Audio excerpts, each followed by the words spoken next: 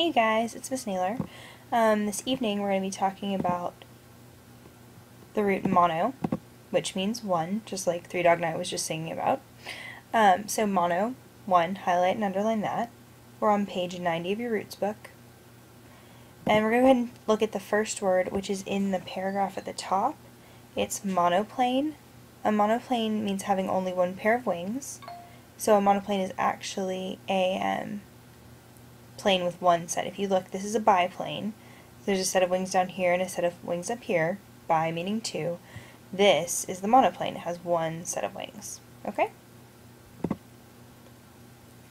Monarchy is our next word. A monarchy is a government with one hereditary ruler. That word is a noun, so go ahead and write that in. And you're going to want to mark the second root that's there, so arc. Ruler. You've had that root before, you had that pretty early on in your roots book, so you should be familiar with the root arc, meaning ruler. And if you look, we have the Queen of England here, and then her son, and then her grandson. And so the English royal family is a monarchy. After Queen Elizabeth rules, the next in line in the family will rule, the next person in the hereditary line. A monastery is a dwelling place for monks living secluded from the world. It's also a noun. And this is just some images of what a monastery looks like so you have an idea.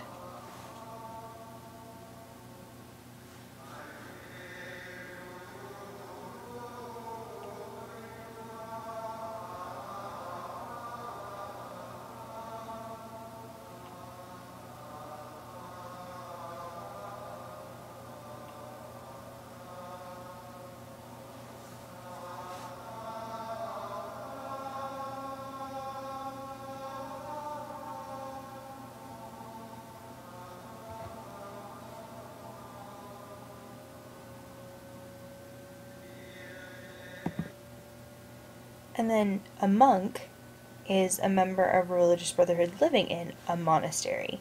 Monk is also a noun, of course, because it is a person. The reason monk relates to that root mono, so it used to be one religious man living alone. Now there are monasteries where a number of monks live together, but that's where the word came from, the idea of one religious man living by himself. A monocle, which has two roots in it, mono for one and ocle for eye, so make sure you highlight that in your roots book right now, is an eyeglass for one eye. And it is a noun, and I have a really great example of what a monocle looks like and how it's used. Well, I wear a monocle, not just for show, although sometimes it does make people remember you, but it is a useful tool, especially if you're not going to read a large piece of literature. In other words, you're just signing something or looking at something. And also, of course, you can use it to express yourself. For instance, if I see someone that I haven't seen for a long time, and it surprises me, I say, "Not you." So there you have the monocle. Our next word is monogamy. Again, you've got an extra root here, so monogamy is mono one plus gam for marriage. Highlight gam, make sure you study it also. Monogamy just means marriage to only one person at a time. It's a noun. You'll see on the left we have monogamy, man marrying one woman. And on the right we have the opposite of monogamy, which is polygamy, meaning many wives, or marriage to many people. If you've ever seen this show, Sister Wives, you've seen polygamy. So two different things. Monogamy is marriage to one person at a time. A monolith is one single large piece of stone. So if you look at Stonehenge, a monolith would be one of those stones.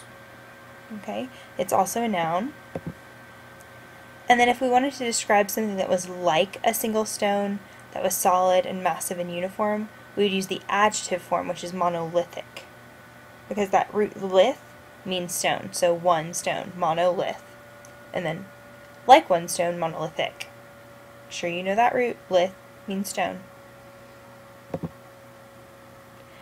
Monopoly I'm sure you've all played before. Monopoly is actually the exclusive control by one group of a commodity or a service. It's a noun.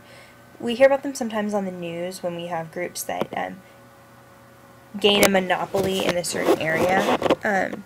Might have to do with computers or technology or any number of things. But again, the one you're probably most familiar with is the game.